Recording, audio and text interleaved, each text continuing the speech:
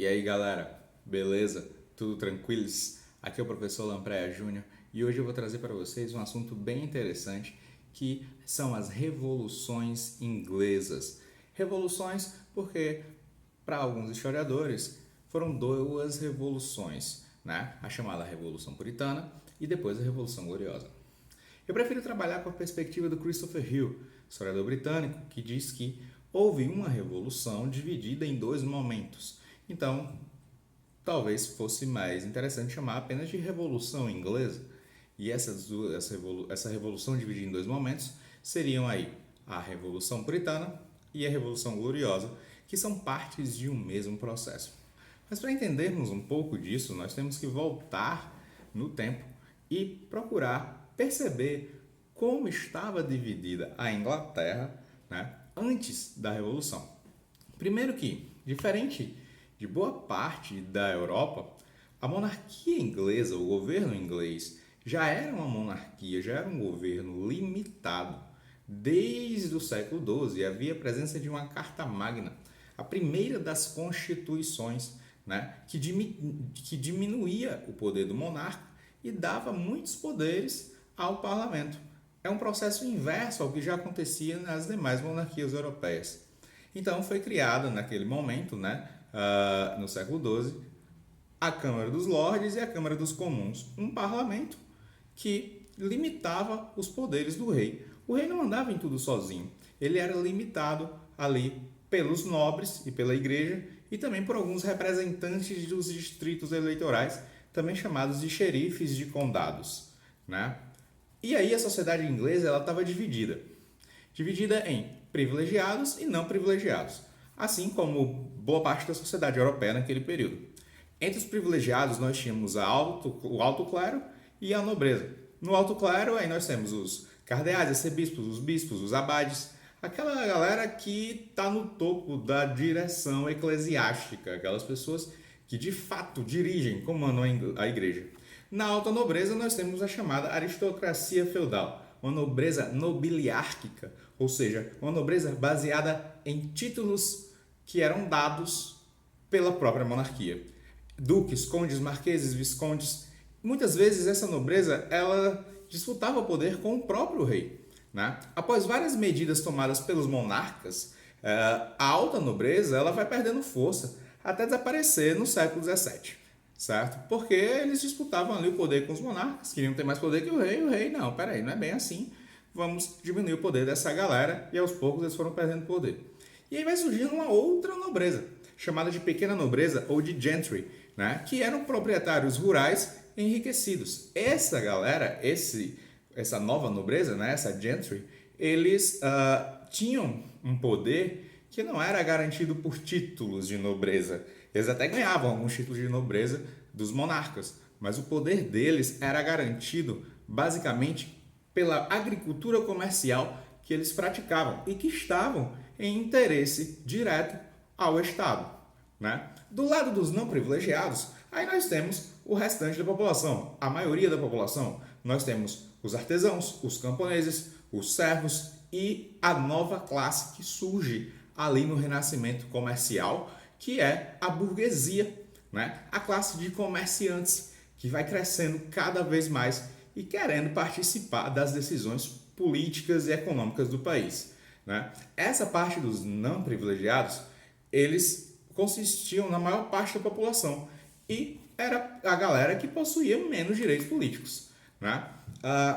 Aos poucos, a Inglaterra vai adotando na sua economia um capitalismo muito antes dos outros países europeus, né? Um capitalismo na cidade e no campo, formando uma agricultura comercial. Cada vez mais a Inglaterra começava a produzir, aumentava a sua produção, né?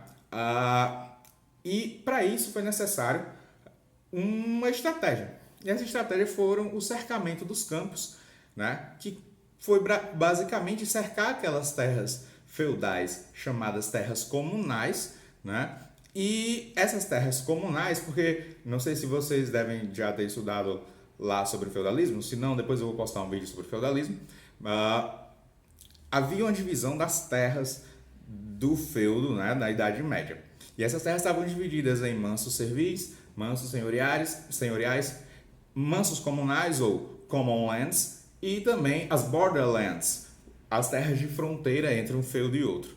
Esses common lands e esses borderlands eram meio que terras de ninguém, né? Pertenciam ao senhor feudal, mas elas tinham livre trânsito de várias pessoas. Só que os monarcas começaram a cercar essas terras, principalmente a Elizabeth I. Ela manda cercar as terras e diz: olha, só vai morar aqui quem puder criar ovelhas. Por quê? Porque aqui o governo, o Estado, a partir de uma política mercantilista de interferência na economia, o Estado interferindo diretamente na economia, decidia que a partir de agora era necessária a criação das ovelhas para a extração da lã, para que essa lã fosse utilizada na nascente indústria têxtil, a indústria têxtil que estava por vir. Só que esse processo de cercamento gera um grande problema.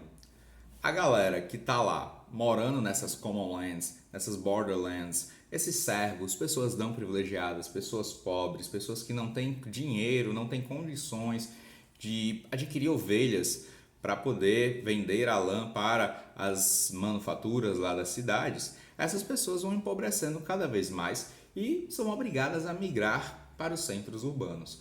Isso dá muito errado a princípio, mas depois a gente vai ver que vai acabar servindo ali para o processo de revolução industrial. Mais para frente também vamos fazer um vídeo sobre a revolução industrial.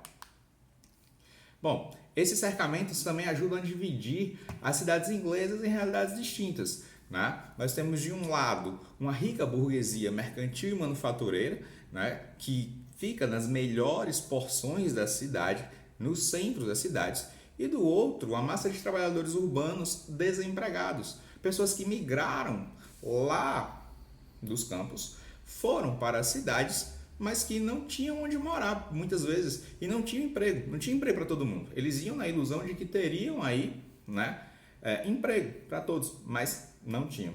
E surgem aí as primeiras divergências também entre a burguesia e a monarquia. Apesar que, a princípio, a monarquia toma várias medidas que favorecem a burguesia, muitas divergências também vão surgir. A burguesia tinha na sua mentalidade a ideia da liberdade de produção e de comércio, enquanto a monarquia acreditava numa política mais monopolista, regulamentadora, mais ligada aos princípios do mercantilismo que vinha da Idade Moderna. Bom, na Inglaterra especificamente, e já falando do setor político, nós temos uma sucessão de rainhas e reis que vão buscar criar uma política econômica para favorecer os seus governos. Nesse sentido, nós temos em um primeiro momento a Elizabeth I, que reinou de 1558 até 1603 e consolidou no seu governo o chamado absolutismo de fato. Lembrem desse conceito, absolutismo de fato. O absolutismo de fato, criado pela rainha Elizabeth, nada mais era do que uma aliança econômica e política com as classes sociais dominantes. A rainha Elizabeth ela tomou medidas, né, que favoreciam o comércio feito pela burguesia e também a produção feita pela gentry, né? A Elizabeth concentra o poder nas mãos dela através de medidas mercantilistas, modernizando a frota marítima, expandindo o comércio com as suas colônias. É interessante até que a Elizabeth cria uma rede de espionagem para poder ver como estão seus concorrentes lá no comércio naquele período, né? Mas, ao mesmo tempo que a Elizabeth garante esses direitos à burguesia, à gentry, essa pequena nobreza, ela limita a atuação daquele parlamento que havia sido criado ainda lá no século XII. Ela mal usa o parlamento, ela mal convoca o parlamento para tomar as decisões. Ela governa com poderes totais, com poderes absolutistas. Por isso que nós chamamos de absolutismo de fato, né? É um absolutismo, um poder total nas mãos de um rei, mas que esse poder é feito, garantido através de medidas políticas e econômicas e, ao mesmo tempo, limita a ação do parlamento. Por outro lado, a economia inglesa acaba crescendo bastante, há uma expansão comercial, o comércio com as colônias, e aí nós vamos ressaltar que nesse período já começa uma aproximação com aquelas 13 colônias inglesas, né, que ficam na América do Norte, além do processo de reordenamento das terras, o processo do cercamento dos campos que nós acabamos de falar. Mas eu tenho uma notícia muito, muito triste. Não sei se vocês sabem, mas a Elizabeth I morreu. Ela morreu. E quem assumiu foi um parente dela, que era o Jaime I. Só que o Jaime I, ele era de uma outra dinastia. A Elizabeth era da dinastia Tudor, que era descendente lá do Henrique VII, do Henrique VIII. O Henrique VIII é aquele que faz a Revolução Anglicana, né? A Revolução Protestante Anglicana, que separa a igreja inglesa da igreja católica, né? E aí muda a dinastia. Saem do poder os Tudors e entram os Stuart, né? Que não é o Stuart Little, obviamente, mas entram os Stuart. Só tem um detalhe, o Jaime I, que também era rei da Escócia, e aí ele unifica o reinado da Escócia com o reinado da Inglaterra, ele tinha um outro tipo de absolutismo. Era um absolutismo que a gente chama de direito. O absolutismo de direito divino, no qual os reis acreditavam que o seu poder vinham dos céus, vinham pela legitimação de Deus. Era um poder praticamente teocrático, né? A igreja legitimava esse poder. Havia vários teóricos na época que garantiam esse poder. E isso acaba prejudicando o governo do próprio Jaime, gerando uma oposição muito grande contra o Jaime. A primeira coisa que o Jaime faz é dissolver o parlamento, impor o anglicanismo como religião oficial, começar a perseguir os puritanos. Os puritanos eram uma dissidência dos anglicanos, né? Os puritanos, eram alguns religiosos, algum grupo religioso, que tinham se separado do anglicanismo e se utilizado das ideias calvinistas para criar a sua própria religião, né? E aí ele começa a aumentar os impostos para poder fazer a economia movimentar e tudo mais, só que ele fortalece muito esse absolutismo de direito divino. A população, principalmente a população que não era anglicana, começa a ficar extremamente pistola, né? Não gosta dessa ideia, se descontenta bastante com o Jaime I. O Jaime I morre e assume o Carlos I. O Carlos I, filho dele, aumenta ainda mais as perseguições aos puritanos e aos presbiterianos. Ele favorece cada vez mais os católicos, né, de um lado, mas também principalmente os anglicanos. Então nós temos aí um outro fator dentro da Revolução Inglesa, que é o fator religioso. A Revolução Inglesa também tem um fator religioso. Bom, durante muito tempo, o Carlos ele começa, logo nos seus primeiros anos de governo, a governar sem consultar o parlamento. Só que aí ele percebe, não, vou chamar aqui esses caras para dar essa ideia de legitimidade de governo, para mostrar que eu sou um cara democrático, né? E aí ele chama o parlamento para aprovar novos impostos e para que o parlamento desse para ele o controle total do exército. Isso em 1628, mais ou menos. Quando ele chama o parlamento se reúne e simplesmente diz que não. Jaime, Carlos, perdão, tá ficando louco? Não, senhor, nós não vamos dar o controle do governo para você. Nós vamos ficar do exército para você. Nós vamos ficar com o exército sob o domínio do parlamento e ainda vamos criar a chamada petição de direitos, ou Petition of Rights, em 1628. E essa petição de direitos dizia que qualquer tributação só podia ser criada se o parlamento aprovasse. Declarava ilegal qualquer tributação sem o consentimento do parlamento. O Carlos vai lá e dá o troco, manda as suas tropas, fecha o parlamento por 11 anos e não convoca mais de jeito nenhum, né? Começa a governar de uma maneira totalmente arbitrária, de uma maneira totalmente absolutista. Bom, ainda na década de 1640, o Carlos I, ele continua ali tendo seus embates com o parlamento e o parlamento continua não aceitando as ideias do Carlos de um absolutismo, né? Então começa um embate muito forte entre o parlamento e Carlos I e também surgem divergências religiosas em toda a região da chamada Grã-Bretanha, né? Então haviam problemas religiosos na Escócia, na Irlanda, na própria Inglaterra, né? E em 1641 aconteceu uma revolta de católicos irlandeses.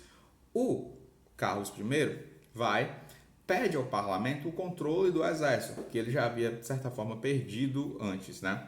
E aí o parlamento disse, não, nós não vamos usar o controle do exército, porque o Carlos queria acabar com aquela revolta dos católicos irlandeses, mas ele acaba não entregando, o parlamento acaba não entregando o controle do exército. O que é que o parlamento faz? Acaba reagindo contra o exército que estava sob o poder do Carlos I, o exército dos cavaleiros, né? E cria-se a chamada Guerra Civil. Essa Guerra Civil que começa em 1642 e se estende até 1649. É a chamada Guerra Civil ou Revolução Puritana. De um lado nós temos os cavaleiros, os defensores do rei, não são esses cavaleiros aqui, né? Mas são os defensores do rei, e do outro lado nós temos os cabeças redondas, os partidários do parlamento, que eram comandados por Oliver Cromwell. Oliver Cromwell, que era um descendente de uma família que tinha uma certa influência no reinado de Henrique VII, lá dos Tudors, né? E o Oliver Cromwell era puritano e defendia os interesses dos puritanos. Os Oliver Cromwell, naquele período, já tinham um pensamento de constituição e até de republicanismo, que eram coisas relativamente novas para o século XVII. Né? Começa o que a gente chama dessa Revolução Puritana. E aí vocês perguntam, professor, o que são os cabeças redondas? Bom, os cabeças redondas recebiam esse nome, eram os puritanos, o exército do Oliver Cromwell, muito porque eles eram carecas, né? E eles não usavam os cabelos longos ou as perucas que a nobreza usava como um símbolo de resistência, de mostrar, olha, nós somos diferentes, nós nos diferenciamos, nós não fazemos parte dessa nobreza parasitária, essa nobreza que só rouba os mais pobres e coisa e tal. Bom, o Oliver Cromwell se torna líder do parlamento, anula os impostos criados pelo Carlos I, né? E o Carlos I, então, invade a Câmara dos Comuns, né? Só que quando ele invade a Câmara dos Comuns, os cabeças redondas vão lá também e resistem. Começa a oposição entre os puritanos e o rei. Então, no meio dessa guerra civil, nós temos embates calorosos entre os parlamentares e entre os defensores do rei, entre os cabeças redondas e entre os cavaleiros. E nós temos aí a vitória do parlamento, a vitória dos cabeças redondas. O parlamento, né, que tinha um exército diferente. The New Model Army, The New Army Model, eu não sei. Enfim, The New Model Army, que em português, um exército de novo tipo, liderado por Oliver Cromwell, que segundo o próprio historiador Christopher Hill, seria um exército baseado no crescimento militar, no crescimento hierárquico dentro do exército através da meritocracia. Se antes o exército, né, os combatentes lá do rei, os cavaleiros, eles conseguiam seus cargos altos no exército através dos seus títulos de nobreza. Então, um cara que era um conde já começava como general, um cara que era um barão já começava como um capitão. E aí os mais pobres, eles não tinham esses ganhos todos, eles não tinham cargos tão importantes, né? No caso do Oliver Cromwell, não. Todos começavam nivelados no exército e, de acordo com as suas batalhas, eles iam ganhando cada vez mais um status na hierarquia. Então, havia um crescimento por meritocracia. E isso incentivava os soldados, né, os combatentes, a se esforçarem cada vez mais nas suas lutas. E isso favoreceu para que esse exército de novo tipo, criado e comandado pelo Oliver Cromwell, favoreceu que esse exército de novo tipo ele vencesse os cavaleiros. Bom, quando o Carlos I vê que está levando uma surra e está perdendo a batalha, ele foge para a Escócia em 1647. Cromwell vai lá, chama o Carlos I amigavelmente, só que não, né? Mas ele vai lá, vai buscar o Carlos I e diz: ô Carlos I, é o seguinte, eu não quero tomar o poder de você. A única coisa que eu quero é que você assine esse documento, essa Constituição, que vai diminuir o seu poder. Carlos I é feito refém, é feito prisioneiro dentro do seu próprio palácio, né? E por várias vezes o Oliver Cromwell tenta impor a ele que ele assine uma Constituição para formar uma monarquia constitucional que daria mais direitos aos cidadãos, principalmente a burguesia, os puritanos, né? E que diminuiria os poderes do rei, que ele não seria mais absolutista. Obviamente, o Carlos I não aceita, né? Ele recusa a assinar essa Constituição e tenta retomar o poder. O que é que acontece? Ele, preso dentro do próprio castelo em 1648, foi levado a julgamento dentro do parlamento inglês, certo? E foi condenado à morte em 1649. E a monarquia foi declarada desnecessária. É a primeira vez na história europeia que um rei, que um monarca, um soberano é levado a julgamento, de certa forma, popular e é condenado à morte, tem sua cabeça arrancada em público, ele é decapitado.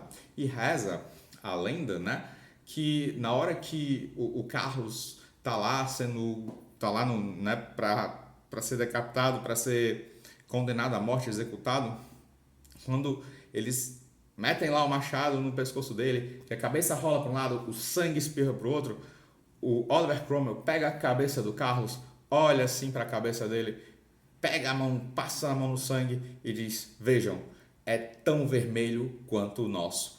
Desfazendo aquela ideia de que a monarquia era divina, de que a monarquia tinha um sangue azul, um sangue especial, que era diferente do restante da população. Né? Enfim, depois da morte do Carlos I, a monarquia é declarada desnecessária e Oliver Cromwell proclama uma república. Só que essa república de Cromwell, ela tem as particularidades. Bom, o Cromwell, que a princípio falava em liberdade, em mais direitos, quando ele assume o poder, ele cria uma ditadura pró-burguesia puritana, uma ditadura calvinista a favor da burguesia. Aqueles que não apoiam a burguesia, que não apoiam os calvinistas, os puritanos, apesar do Cromwell garantir uma certa liberdade religiosa, mas eles começam a ser perseguidos, né? O parlamento vai lá e declara o Oliver Cromwell como Lorde Protetor da Inglaterra, ou seja, um ditador. E aí, quando ele começa o seu governo, ele vai acabar com os impostos arbitrários, impostos que tinham sido criados lá pelos primeiros monarcas e tudo mais, além de eliminar todas as estruturas feudais. Ele confisca as terras da antiga nobreza e também da igreja anglicana, tentando redistribuir essas terras, vendendo essas terras para a gentry, né, por um preço mais acessível, para tentar reequilibrar a economia. Ele, a princípio, dissolve a Câmara dos Lordes e mantém apenas a Câmara dos Comuns, né, que é aquela Câmara onde ficam a burguesia, a pequena nobreza, enfim, era quem de fato governa a Inglaterra, é quem de fato governa a Inglaterra até hoje. Só que tinha um problema. No meio da Revolução, no meio da Guerra Civil, o Cromwell ele contou com o apoio de dois grupos, os Diggers e os Levelers. Os Diggers, conhecidos como escavadores, eles eram um pequeno grupo de camponeses e antigos proprietários de terras que defendiam o fim da propriedade privada e também a divisão das terras. Já os Levelers, ou niveladores, eles eram pequenos produtores com alguns ideais democráticos. Muitos consideravam eles radicais porque eles defendiam a igualdade social. Né? Então esses caras eles começam a fazer revoltas e começam a pressionar o próprio Oliver Cromwell e dizer: olha, Cromwell, nós te apoiamos, faça aí o seu trabalho, você prometeu pra gente melhores condições de vida, mais terras, coisas do tipo. O Cromwell então não faz nada, né? E acaba massacrando esses grupos, faz com que eles percam força, persegue esses grupos. E aí Cromwell passou a cada vez mais a tomar medidas que favoreciam a burguesia e a gentry, né? As classes altas daquele período que não eram mais não privilegiados, agora faziam parte também de um grupo privilegiado. E para muitos historiadores, o governo Cromwell foi, na verdade, uma ditadura burguesa, né? Algumas medidas tomadas pelo governo do Oliver Cromwell. Ele legalizou a propriedade absoluta da terra e o cercamento dos campos para produzir para o mercado.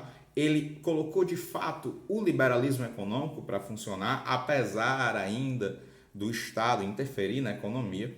Desenvolveu o comércio e principalmente o comércio marítimo na Inglaterra e ampliou os domínios coloniais ingleses, né? E aí nós temos uma coisa interessante dentro desse contexto, que são os chamados atos de navegação.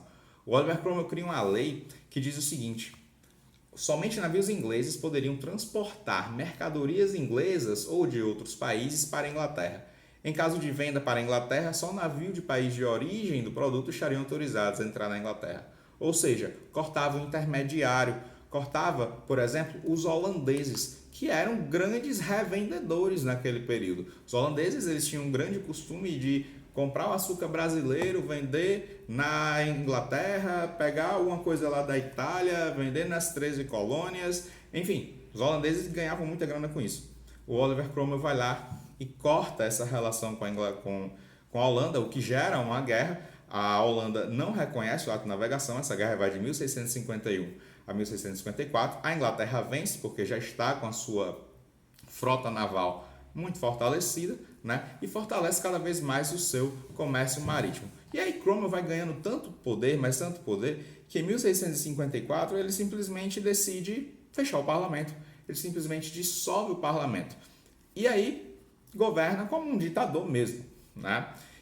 Mas, ao mesmo tempo que ele está tomando essas medidas e governando com poderes praticamente absolutistas, né? Já que ele cancelou o parlamento, né? Surgem conflitos entre católicos irlandeses e protestantes escoceses. Então nós temos dentro da Inglaterra, dentro da Grã-Bretanha, nós temos conflitos religiosos que continuam a acontecer, né? Bom, o que é que acontece? Em 1658, o Oliver Cromwell morre, né? E fica no poder o Ricardinho, o Richard Cromwell, seu filho, que assume o poder, mas que não tem a mesma habilidade política do Oliver, né? E que não tem o mesmo apoio do parlamento. E aí, como aquelas medidas autoritárias que o Oliver Cromwell estava tomando já estavam desagradando muita gente, o Richard Cromwell acaba sendo retirado do poder. Surge então a chamada fase da restauração monárquica. Volta ao poder a dinastia Stuart, com Carlos II, que governa de 1660 a 1685. A princípio, o Carlos II anistia os revoltosos, cria uma política de tolerância religiosa e recria a Câmara dos Lordes. Agora não tinha mais apenas a Câmara dos Comuns, tinha também a Câmara dos Lordes, onde a nobreza também podia dar suas opiniões e tudo mais. Bom, não é um absolutismo ainda. Porém, quando Carlos II sai do poder, o Jaime II assume o poder, né? E ele centraliza o poder cada vez mais.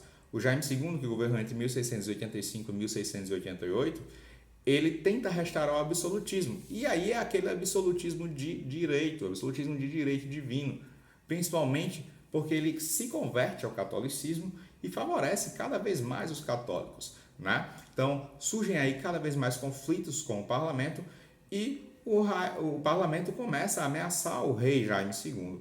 O Jaime II, já com medo de que houvesse uma nova guerra civil, uma nova revolução, como havia acontecido com o Carlos I, ele vai foge, vai embora para a França. Então, o que é que acontece? O Jaime II fugiu, né, para a França para evitar um conflito, isso em 1688. E aí a filha dele, que era casada com um protestante e também um príncipe, que era príncipe holandês, né, o Guilherme de Orange, era o marido da Mary Stuart, a filha do Jaime, ela então assume o poder. Simplesmente o Guilherme vai lá, né, fala com a Mary. Mary, é o seguinte, teu pai fugiu, vamos tentar aí tomar o poder para que não tenha nenhum problema, o parlamento está do nosso lado, não vamos tirar a dinastia Stuart do poder, vamos manter a realeza e tudo mais. Enfim, o Guilherme de Orange assume o poder, coroado como rei, ao lado da Mary Stuart, né? O Guilherme, que era um protestante holandês.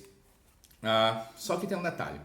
Nesse momento, quando o Guilherme de Orange assume o poder, ele tem que assinar um documento chamado de Bill of Rights, ou Declaração de Direitos. Essa Bill of Rights, ela limita todo o poder real, praticamente, e garante vários direitos aos cidadãos, né? É uma vitória do regime parlamentar contra o absolutismo real. Surge, então, a chamada monarquia parlamentar. Esse movimento, né, nessa segunda parte da Revolução, ele ficou conhecido como Revolução Gloriosa, porque não houve um conflito sangrento, não foi uma guerra civil como aconteceu a Revolução Puritana lá com o Oliver Cromwell, né? Então, é nesse momento que a monarquia inglesa perde o seu poder real, perde o seu poder de fato, né? E hoje nós temos uma monarquia que ela é muito mais simbólica do que qualquer coisa. É daí que vem a famosa frase: o rei reina, mas quem governa é o parlamento. E lá no parlamentarismo inglês, nós temos, apesar da rainha e da família real, nós temos um governo feito por um primeiro-ministro, né? Que é eleito através de deputados que foram eleitos democraticamente pela população, né? Então, esse segundo momento é chamado de Revolução Gloriosa e ele encerra essa primeira parte das chamadas revoluções inglesas. Veja só, professor, peraí, Revolução Britânica, Revolução Gloriosa, e ainda tem mais? Tem, porque um pouco mais tarde nós temos também a Revolução Industrial, que também acontece na Inglaterra, né? Algumas consequências aí da Revolução Inglesa: fim do absolutismo na Inglaterra, o fortalecimento da burguesia, o incentivo ao comércio e a expansão das áreas coloniais, principalmente as 13 colônias, né? O investimento nas manufaturas, que mais tarde vão se transformar nas fábricas. A marinha inglesa se fortalece bastante, principalmente por causa dos atos de navegação. E nós temos também aí uma ideia bem interessante, que é a Revolução Inglesa pode ser considerada a primeira das revoluções burguesas. Essas revoluções burguesas marcam todos os séculos XVII, XVIII e XIX. Começam na Inglaterra, se espalham por outros lugares, chegando no seu ápice lá na Revolução Francesa, em 1789. Ou seja, 100 anos antes, aquilo que aconteceu na Revolução Francesa e que marca o início da era contemporânea, em 1789, já havia acontecido, de certa forma, na Inglaterra, né? Outra consequência foi a ampliação dos direitos e das liberdades individuais, com a Declaração de Direitos, a ampliação da tolerância religiosa, uma maior liberdade intelectual e o surgimento de novas ideias, o liberalismo, o político e econômico, além de servir de exemplo para outros movimentos revolucionários. Não é à toa que o movimento iluminista tem seu início com um inglês que é o John Locke, né? Aí a gente pode fazer um grande resumão da coisa toda e dizer que vários processos revolucionários estão conectados, né, a partir da Revolução Inglesa. A Revolução Industrial ela veio como consequência da Revolução Inglesa, o Iluminismo veio como consequência da Revolução Inglesa, a Revolução Americana, a independência das 13 colônias, também foi consequência, de certa forma, da Revolução Inglesa. A Revolução Francesa também teve sua ligação com a Revolução Inglesa. Então são processos aí conectados. Mão do resumão agora, né? Vamos pensar da seguinte forma. Antes da Revolução Inglesa, até o século XVI, no começo do século XVII, a sociedade estava dividida entre nobreza, a gentry, o clero e a burguesia. O absolutismo vai se fortalecendo cada vez mais, principalmente com a dinastia Tudor, com Henrique VIII, com a Elizabeth, depois vem os Stuart com o Jaime, né? Começam a surgir vários conflitos entre a monarquia e o parlamento. A monarquia queria cada vez concentrar poderes e o parlamento queria mais direitos, né? Questões religiosas estão envolvidas. Não se esqueçam que um dos primeiros movimentos reformistas aconteceu na Inglaterra, o anglicanismo, né? E aí a gente pode dividir a Revolução Inglesa em algumas fases, para ser mais preciso, em 4 fases. Na primeira fase, nós temos a Revolução Puritana e Guerra Civil, ou Guerra Civil, né? Se você chamar a Revolução Puritana ou Guerra Civil Inglesa, você vai estar se referindo praticamente ao mesmo momento, que vai de 1642 a 1649, é quando Carlos I perde a cabeça, literalmente, né? A segunda fase é a chamada República de Cromwell, que é quando Oliver Cromwell assume o poder e fica de 1649 a 1658, a princípio governando, favorecendo a burguesia, mas depois tomando o poder para ele, concentrando os poderes nas suas mãos, né? Por último, nós temos em seguida nós temos a terceira fase, chamada de restauração monárquica, que é quando o Oliver Cromwell morre em 1658.